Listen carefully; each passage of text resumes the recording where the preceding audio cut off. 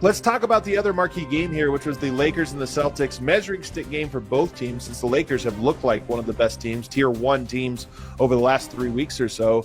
But in this game, it was a back-and-forth game. Both teams had leads, really well played. The Celtics pulled away pretty big in the third quarter, 29-13 third quarter. Lakers battled back. The big story is that LeBron James went down. Before we get to the LeBron injury, groin strain, let's just talk about the game and what stood out to you about it. Yeah, the third quarter was the game. The Celtics turned up the heat on the Lakers. Luka really struggled in that quarter with pressure. They got into him. They got out and ran. They got better looks in that quarter than they got in the first half. And I just thought you saw the difference between the two teams. The Celtics are a more complete team, and they have more guys that do it on both ends. That's one of the things I like about Oklahoma City too. And I said it yesterday. Like, you don't have to sacrifice one end of the floor for the other. And they're maybe the only two teams in the league I can say that about. The Cavaliers, I guess, probably also a little bit in that category.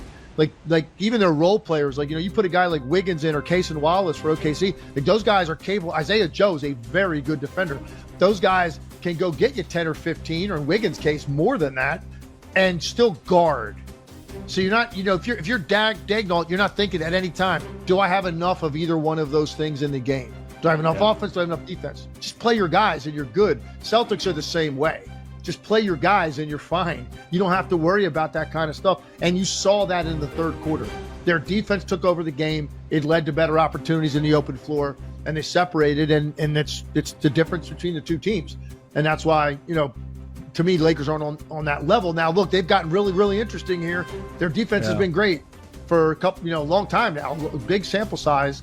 Luka and LeBron seem to be meshing pretty well. Like they're definitely somebody to be taken seriously now. But you saw, particularly in the third quarter, there's a pretty good separation between the Celtics and the Lakers.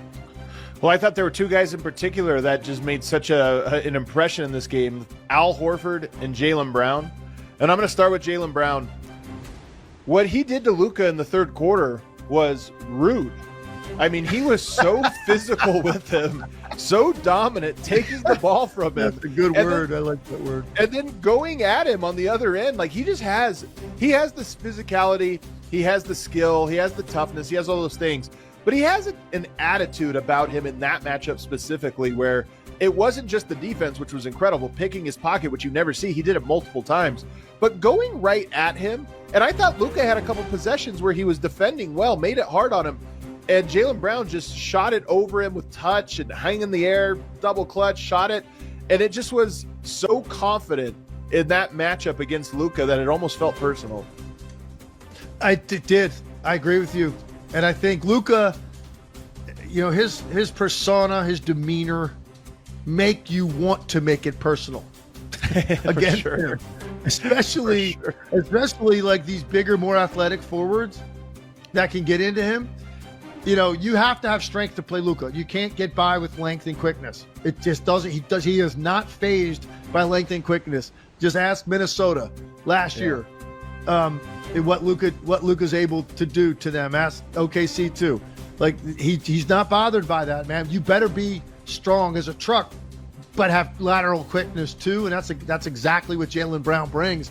So just the way he conducts himself and carries himself, he's going to lend itself to guys making it personal. And you feel and sense that he's not moving very well to get around you, and you can really get up into him 35, 38 feet from the basket. He had a problem dealing with that yesterday. And he put up numbers and half decent stat line. I didn't think it was indicative of the way he played or really the game overall. I thought Boston, they chewed him up a little bit, and you're right. I love the word rude. I'm going to use that.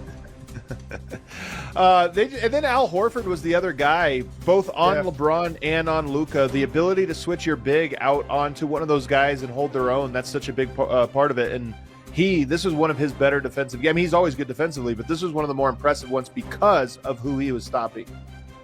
It's funny. Did you hear also Horford, listen, he's one of my favorite players of his entire time he's been in the league. I'm such an admirer of Al Horford. He's the ultimate professional.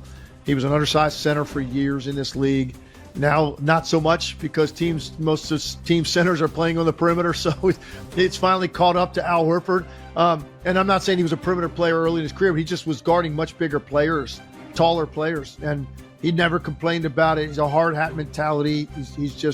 He brings it all, man, and he's still doing it this late in his career. This guy thought about maybe retiring, and he's looking this good and having this kind of an impact. So kudos to him. And I thought Jason Tatum's interview after the game was pretty telling when they asked about that defensive performance in particular and like what stood out. He's just a guy coming off a 40-point game himself. Yeah. His teammate, running mate, had 31. So the two stars got it done. And you know who he mentioned? Drew Holiday. Ooh. He said, we got Drew back, man. We're a different team with Drew Holiday. And he singled him out specifically in his comments and saying he does things that do not show up on a stat sheet defensively with his positioning, his rotations, like everything that he does to cover for guys. He said you won't even see it on a stat sheet. So he credited Drew Holiday with a big part of that defensive performance, even though it was more other guys getting the credit for it. Yeah, well, I love that, man. They have so many guys, just so many guys that they can throw at you. They're really impressive. Too many. They scored 20 points on us gambling. They had 16 offensive rebounds. We ball watched all night. We said no dare shots. I'll go through it. They probably made 6, 7 uncontested threes. Just shortcuts. You want to be a good team, you want to win in the NBA, you got to do the hard stuff. We could even pass to each other. We couldn't enter our offense running ball screens literally at half court. Yeah, that's going to end up in a turnover. I don't know what we're doing. He didn't seem thrilled after that one. All right, the Lakers have a brutal stretch upcoming with 6 games in 8 nights, and their quality of opponent is backloaded. The Lakers' remaining strength of schedule is the 4th toughest down the stretch of the season. So, Brian, as good as the Lakers have looked here during the past 2 months, the injury to LeBron could derail things a little bit here. What's the most important thing here without LeBron on the floor? Well, they're about to play, as you mentioned, back-to-back-to-backs. Say that again? That's a mouthful. Back-to-back, day off, back-to-back, day off, back-to-back, which is why this game they needed to win. Yeah. Made this a bad loss. They had 3 starters out. Absolutely true. Yep. But if they were going to lose, you wanted to lose to the Nets playing brilliantly. They lost because they played sloppily. So they're going to take some losses here. Even if LeBron was healthy, he probably would have sat out some of these games and they might have lost them. Maybe they'll win them. The 5 and 7 days are all at home next week. They're great at home. Maybe they will, get some games that maybe they won't.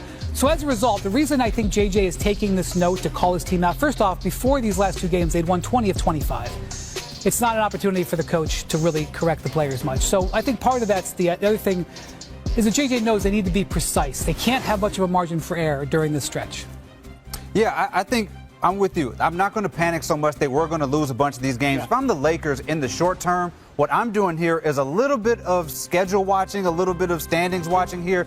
What I want to do coming out of this, I don't want to be playing Golden State in the first round. I don't want to be in a position to play the Nuggets early. I'm looking at Memphis. I'm looking at Houston. Yep. If I can position myself where I have a first-round matchup against one of those teams, I'm going to feel like I can beat them, especially if I can buy some time for LeBron to come back healthy. I would agree with you. Ramona, do you agree that it is matchup dependent in the Western Conference, particularly for the Lakers? I mean, it shouldn't be. You have 2 of the best players in the world on your team, and they should be able to play through them and against anyone. But I think this is an opportunity right now for Luka to make it his team. I felt watching that game, Austin Reeves is kind of the guy who's been there, who should have been organizing everything. He had a horrible shooting night, in his own words. He said, I played pretty terribly.